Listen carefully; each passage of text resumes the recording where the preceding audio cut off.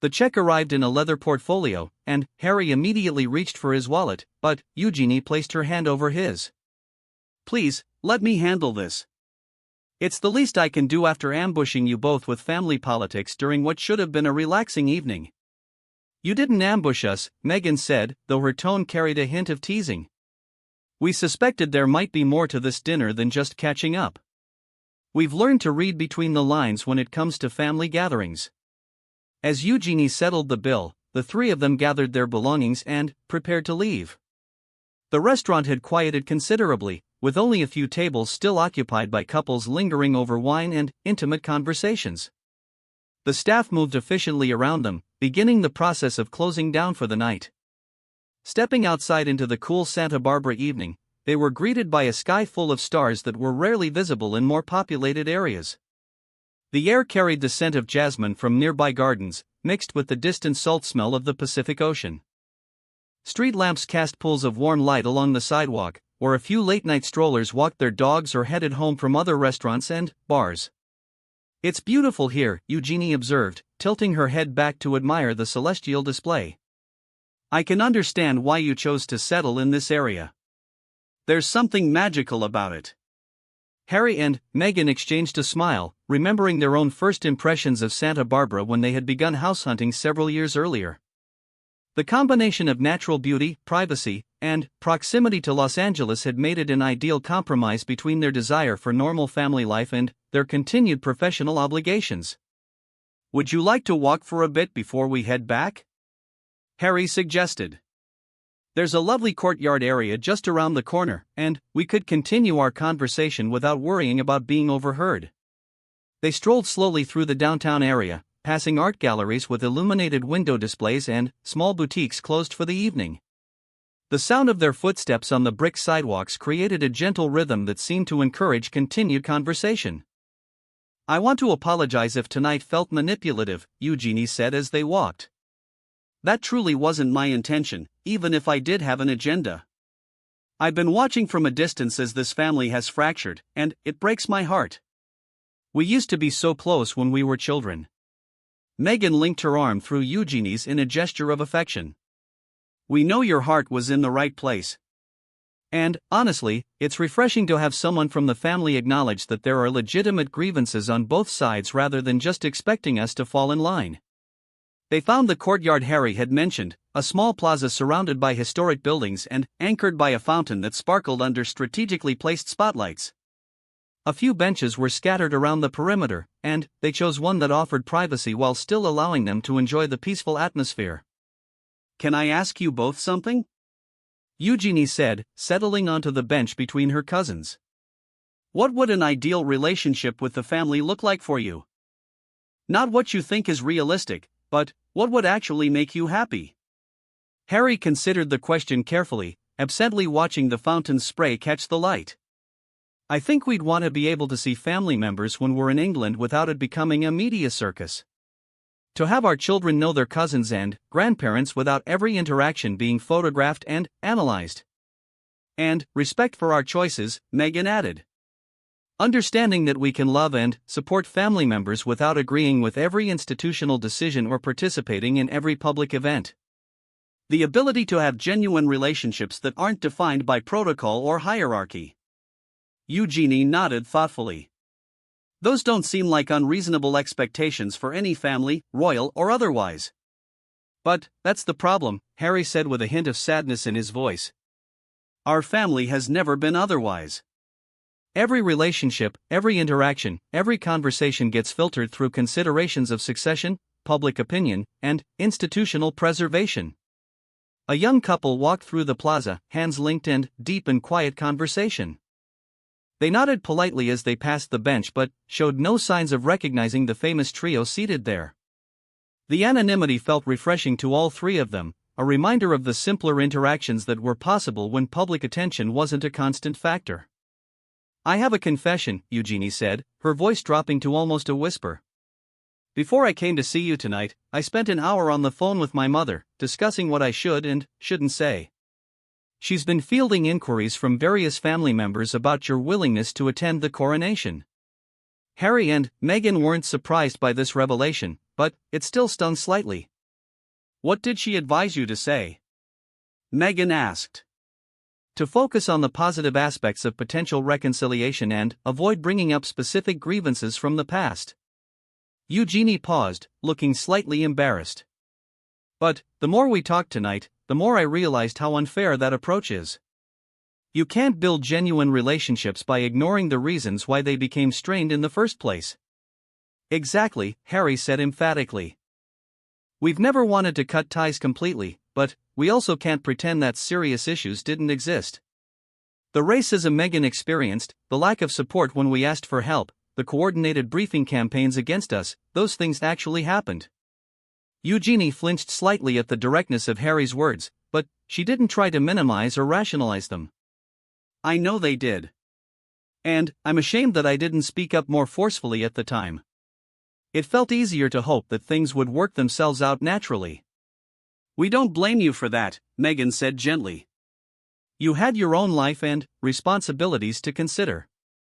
But, moving forward, any reconciliation has to acknowledge the full truth of what happened, not just the parts that are comfortable to discuss." The fountain's gentle splashing provided a soothing background to their increasingly intimate conversation. Other than the occasional car driving through nearby streets, they were essentially alone in their corner of downtown Santa Barbara. "What can I do to help?" Eugenie asked. "Not just with the coronation question, but with the larger goal of rebuilding family relationships." Harry and Meghan looked at each other, conducting one of their silent conversations before Harry responded. "Be honest in your reporting back to the family. Don't soften our positions or make our concerns seem less significant than they are. And help them understand that reconciliation requires acknowledgement and changed behavior, not just the passage of time." "I can do that," Eugenie promised.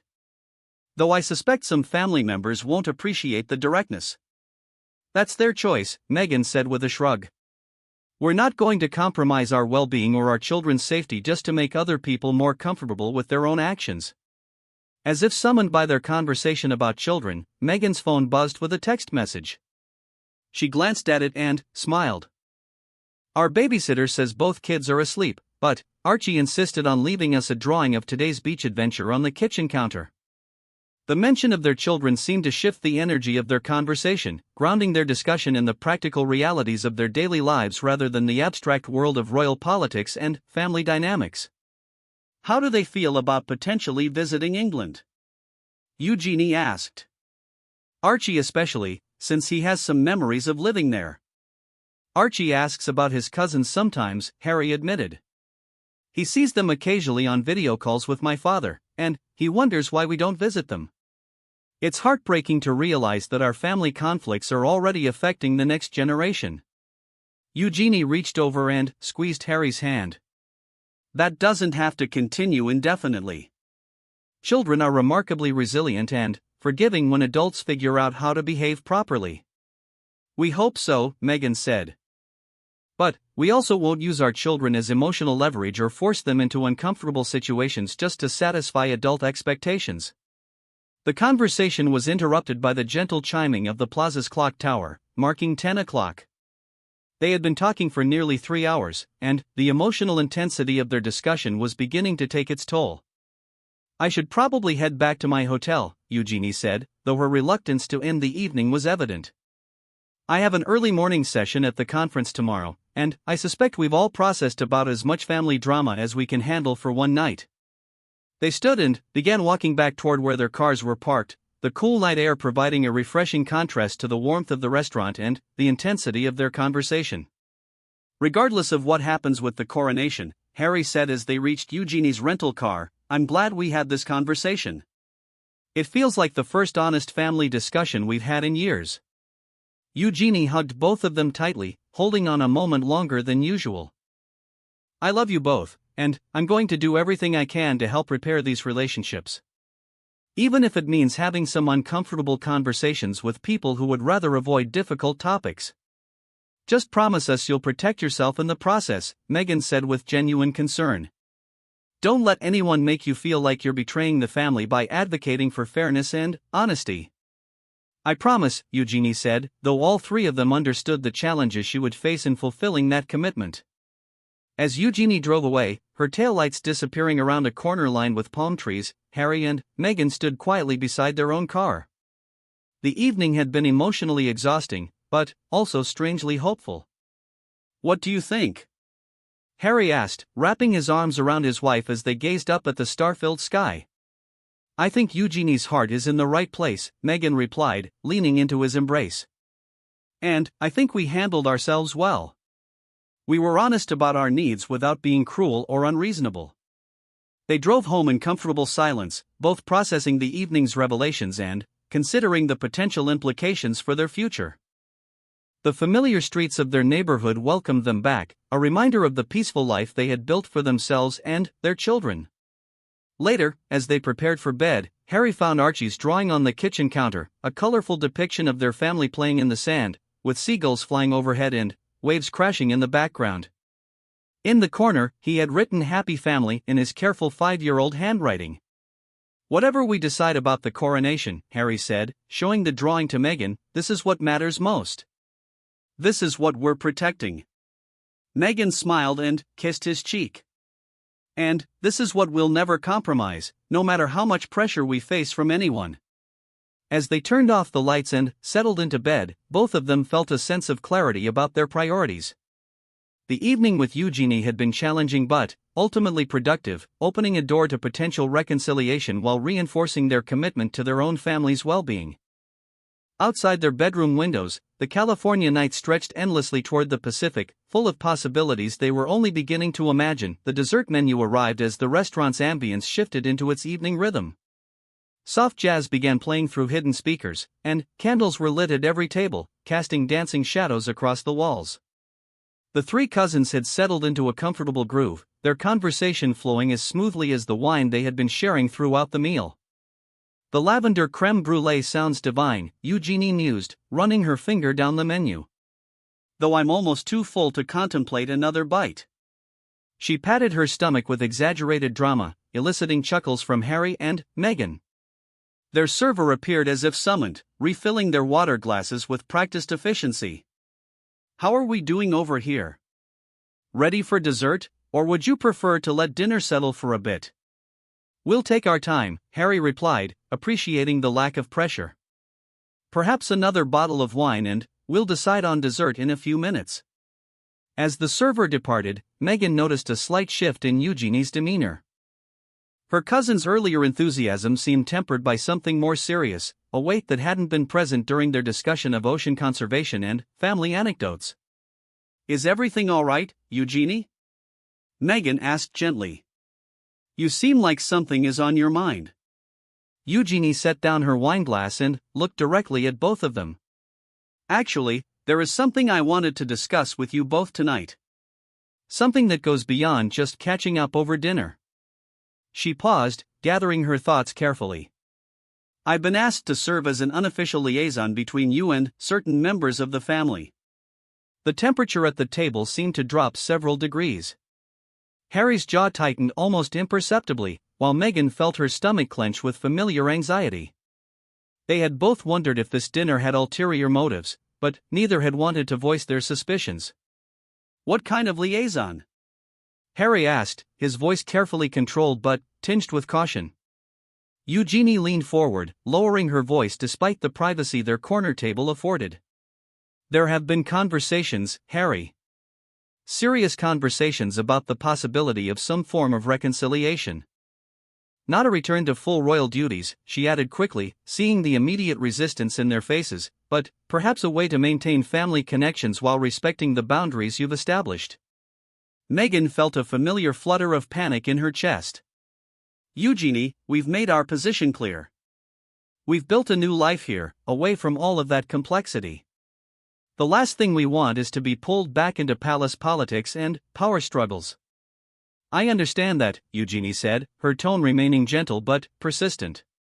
"But there are people who miss you both terribly. Who regret how things ended and want to find a way forward that honors everyone's needs." Harry ran his hands through his hair, a gesture Meghan recognized as his way of processing stress. "Who exactly are these people, Eugenie? Because from our perspective, we've made multiple attempts to maintain family relationships, and they've been met with silence or worse. The question hung between them as other diners continued their meals, blissfully unaware of the emotionally charged conversation taking place just a few tables away. A young couple at a nearby table was celebrating an engagement, their laughter providing an ironic soundtrack to the tension building at the royal table. "Your father has been asking about you," Eugenie said quietly. "And, despite everything that's happened, he genuinely wants to find a way to repair the relationship. The coronation is approaching, and there's hope that it could provide an opportunity for a fresh start." Meghan felt her chest tighten. The coronation had been a source of ongoing stress for months. They had received an invitation, but accepting felt like walking into a minefield of media scrutiny and family dynamics they had worked so hard to escape. "Eugenie," Meghan said carefully, "we appreciate that you care about our family, but we can't pretend that attending the coronation wouldn't come with enormous complications. The media circus alone would be overwhelming, and we have to think about our children's well-being." Harry nodded in agreement. "The last time we attended a major family event, we were subjected to months of tabloid speculation and criticism. Our every gesture was analyzed and misinterpreted. We can't put ourselves or our kids through that again." Eugenie reached into her purse and pulled out her phone, scrolling through what appeared to be a series of text messages. "I understand your concerns, I really do. But what if there were ways to mitigate some of those issues? What if the palace was willing to provide assurances about media management and protocol adjustments?" "What kind of assurances?" Harry asked, though his tone suggested skepticism. "Limited media access during your visit. Controlled photo opportunities that you would approve in advance. A clear statement about your status that would prevent speculation about your future role." Eugenie's words came quickly, as if she had rehearsed them multiple times. "And, most importantly, private family time without any official obligations or public appearances beyond the coronation itself." Meghan and Harry exchanged a long look, years of shared experience allowing them to communicate without words. They had learned to read each other's expressions and subtle gestures, a skill that had become essential during their most difficult period as working royals. "This feels orchestrated, Eugenie," Meghan said finally. "Like you've been sent here with a specific agenda rather than just wanting to have dinner with family." Eugenie's face flushed slightly, and she looked down at her hands. "That's not entirely untrue," she admitted. "But please understand that I volunteered for this conversation because I genuinely believe it could benefit everyone involved. I'm not here as a palace spokesperson, I'm here as someone who loves you both and wants to see our family healed." The server approached their table again, sensing the shift in mood but professionally maintaining her cheerful demeanor. "How are we doing with dessert? Can I tempt anyone with our chocolate soufflé? It takes about 15 minutes to prepare, but it's absolutely worth the wait." "Actually," Harry said, "could you give us a few more minutes? And perhaps some coffee?" "Of course. I'll be back shortly with the coffee service." As the server departed, Eugenie continued her appeal. "I know this feels like pressure, and I hate that this conversation is happening during what should be a relaxing evening together. But the window for this kind of olive branch is narrow. After the coronation, if you're not there, it becomes much more difficult to rebuild these bridges." Meghan felt torn between anger and sadness. She appreciated Eugenie's intentions, but the conversation reinforced her sense that their family relationships would always be complicated by institutional considerations. "What about our autonomy, Eugenie? What about the fact that we've explicitly said we want to forge our own path?" "Your autonomy would be respected," Eugenie insisted. "This isn't about bringing you back into the fold permanently. It's about acknowledging that you're still part of the family, regardless of your official status." Harry leaned back in his chair, studying his cousin's face in the candlelight. "Have you spoken to William about this?" The question seemed to catch Eugenie off guard. "William is complicated. He's focused on his own preparations for increased responsibilities. But he hasn't explicitly opposed the idea of reconciliation." "That's not exactly a ringing endorsement," Meghan observed dryly. The coffee arrived, providing a welcome pause in their intense conversation.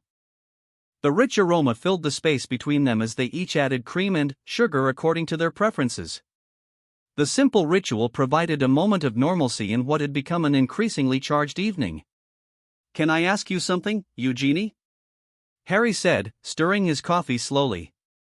"If the situations were reversed, if you had to choose between your family's happiness and institutional expectations, what would you do?" Eugenie considered the question carefully, understanding its deeper implications. "I think that's exactly why this conversation is so important, Harry. You shouldn't have to choose between those things. A healthy family finds ways to support its members' individual needs while maintaining connections." "But that's not how this family operates," Meghan said, her voice carrying years of frustration. "There's always been an expectation that individual needs come second to institutional requirements. That's precisely why we left." The evening had taken on a surreal quality. What had begun as a pleasant reunion dinner had evolved into an impromptu negotiation session, with Eugenie serving as an unexpected mediator between her cousins and the larger royal family. "What would you need to feel safe attending the coronation?" Eugenie asked, shifting tactics. "Not what would make you happy, but what would make you feel like you could participate without compromising your family's well-being?" Harry and Meghan sat quietly for a moment, contemplating the question. It was the first time anyone from the family had asked them about their needs rather than telling them what was expected. "Complete control over our children's involvement," Meghan said eventually. "If we attend, Archie and Lilibet stay home. We're not putting them in front of cameras or exposing them to that level of scrutiny." "Agreed," Eugenie nodded. "What else?" "No joint appearances with other family members beyond what's absolutely necessary for the ceremony itself," Harry added. "No photo opportunities on the balcony, no coordinated arrivals or departures. And clear communication about our status," Meghan continued. "We won't be misrepresented as returning to royal duties or considering a permanent comeback.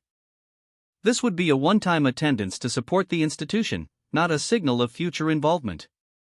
Eugenie pulled out a small notebook and began jotting down their requirements. "These all seem reasonable. Is there anything else?" Harry looked at his wife, seeking confirmation before voicing his final condition. "A private conversation with my father before any public appearance. Just the three of us, away from advisors and protocol officers. If we're going to do this, it has to start with honest family communication." "I think that can be arranged," Eugenie said, though her tone suggested this might be the most challenging requirement to fulfill. The restaurant was beginning to empty as other diners finished their meals and departed into the Santa Barbara night. The staff continued their discreet service, but there was a subtle shift in energy as the evening moved toward its conclusion. "I need to be clear about something," Meghan said, her voice firm but not unkind. "These aren't negotiations. These are minimum requirements for us to even consider attending. And even if all of these conditions are met, we reserve the right to decline if circumstances change or if we feel our family's safety is compromised." Eugenie nodded solemnly. "I understand. And I want you both to know that regardless of what you decide about the coronation, I hope we can maintain our personal relationship. You're not just royals to me, you're family, and that matters more than any institutional considerations." The sincerity in her voice was unmistakable, and both Harry and Meghan felt some of their defensive walls begin to lower. Whatever motivations had brought Eugenie to this dinner, her genuine affection for them was evident. "We want that too," Harry said softly. "We've missed having family connections that aren't complicated by public relations strategies and media management." As if sensing the emotional shift at their table, their server approached one final time. "I hate to interrupt, but we'll be closing the kitchen soon. Would you like to order dessert, or can I bring you the check?" The three of them looked at each other and began to laugh, the tension of the evening finally breaking. They had been so absorbed in their conversation that they had completely forgotten about their original dinner plans. "I think we'll skip dessert tonight," Eugenie said, smiling at her cousins. "But this has been exactly the kind of evening I was hoping for, just not in the way I expected." The warm California evening wrapped around Montecito like a gentle embrace as Harry adjusted his casual button-down shirt and glanced at his watch. The golden hour was approaching, that magical time when the Santa Barbara coastline transformed into something straight out of a postcard. Meghan emerged from their sprawling mansion, her summer dress flowing effortlessly as she grabbed her purse from the marble countertop. "Are you sure she said 7:30? Meghan asked, sliding her sunglasses onto her head. The drive to downtown Santa Barbara would take them about 15 minutes, but traffic could be unpredictable, especially on a Friday evening when locals and tourists alike flocked to the area's renowned restaurants. Harry nodded, pocketing his phone after double-checking the message from his cousin. Eugenie was very specific about the time. She mentioned something about wanting to catch the sunset from the restaurant's terrace. He paused, a slight smile crossing his face. It's been months since we've seen her properly. Not since that brief visit to London. The couple had been looking forward to this dinner for weeks.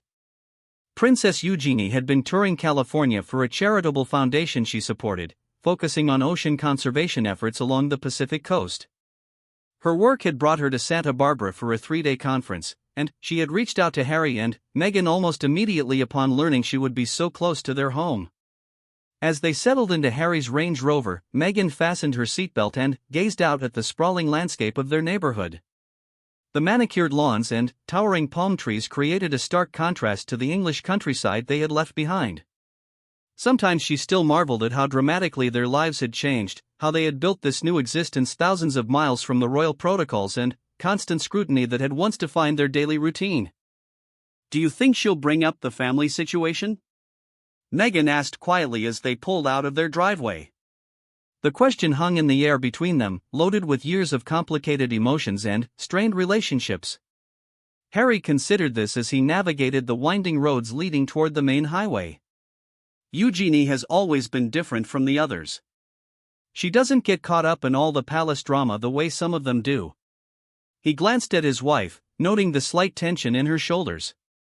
Besides, tonight is about reconnecting his family, not rehashing old wounds. The drive took them through some of Santa Barbara's most picturesque neighborhoods. They passed sprawling ranches with horses grazing in lush pastures, and Mediterranean-style homes nestled among ancient oak trees. The Pacific Ocean sparkled in the distance, visible through gaps in the rolling hills that characterized this part of California. Traffic was lighter than expected, and they found themselves with a few extra minutes before their reservation. Harry suggested they take a quick detour through the downtown area, past the Spanish colonial architecture and vibrant murals that gave Santa Barbara its unique charm. Street musicians played on corners while families strolled along the sidewalks, ice cream cones in hand and laughter filling the air. "Remember when we used to dream about this kind of normalcy?" Meghan said, watching a young couple walk their golden retriever past a boutique bookstore. "Just being able to go out for dinner without a security detail trailing behind us, without photographers hiding in bushes." Harry reached over and squeezed her hand. "We've built something good here, Meghan. Something real." His voice carried a note of satisfaction, mixed with gratitude for the freedom they had fought so hard to achieve. The restaurant Eugenie had chosen was tucked away in a quiet corner of the arts district, known for its farm-to-table cuisine and intimate atmosphere. Local celebrities and wealthy residents frequented the establishment, but the staff prided themselves on maintaining their guests' privacy. It was exactly the kind of place where 3 members of the British royal family could dine without causing a scene. As they approached the entrance, Harry spotted a familiar figure through the large windows. Eugenie sat at a corner table, her auburn hair catching the warm light from the restaurant's Edison bulb fixtures. She was scrolling through her phone, occasionally glancing toward the door with anticipation. "There she is," Harry said, pointing toward their cousin. "Right on time, as always." Meghan felt a flutter of nervousness in her stomach. While she and Eugenie had always maintained a cordial relationship, there was something significant about this dinner. It represented a bridge between their old life and their new one, a connection to the family they had stepped away from under such difficult circumstances. The hostess recognized them immediately but maintained professional composure as she led them to Eugenie's table. The restaurant buzzed with quiet conversation and the gentle clinking of glasses, creating an atmosphere that felt both elegant and relaxed. Eugenie looked up as they approached, her face breaking into a genuine smile that immediately put both Harry and Meghan at ease. She stood to embrace them, and, for a moment, the complications of royal protocol and family tensions seemed to melt away. "You both look wonderful," Eugenie said, stepping back to admire them. "California life is clearly agreeing with you." Her observation was accurate. Both Harry and Meghan had developed healthy tans, and there was a relaxed quality to their demeanor that hadn't been present during their final months in England. They settled into their seats as the server approached with menus and water glasses. The table was positioned perfectly to provide privacy while still allowing them to enjoy views of the restaurant's charming courtyard garden. String lights twinkled overhead, creating an almost magical ambience as the sun began its descent toward the horizon. "How has the conference been?" Meghan asked, genuinely interested in Eugenie's work with ocean conservation. "I saw some photos from yesterday's beach cleanup on your Instagram." Eugenie's eyes lit up as she described the day's activities. "It's been incredible, actually. The amount of plastic waste we collected in just 2 hours was staggering, but also encouraging in a way. It shows that when people come together for a common cause, they can make a real difference." She paused to sip her water. "There's a group of local students who have been working on a project to reduce single-use plastics at their school. Their presentation yesterday was absolutely inspiring." Harry found himself admiring his cousin's passion for her charitable work. It reminded him of his own commitment to various causes, and how much more fulfilling it felt to pursue meaningful projects without the constraints of traditional royal duties. "That sounds similar to some of the work we've been doing here," he said. "There's a community garden project in Carpinteria that Meghan has been supporting." The conversation flowed naturally as they perused the menu, discussing everything from local California wines to Eugenie's recent travels. The server, a young woman with elaborate tattoos covering her arms, approached their table with practiced professionalism. "Good evening, folks. Can I start you off with some appetizers or perhaps some wine?" she asked, clearly recognizing her famous guests but maintaining the discreet service the restaurant was known for.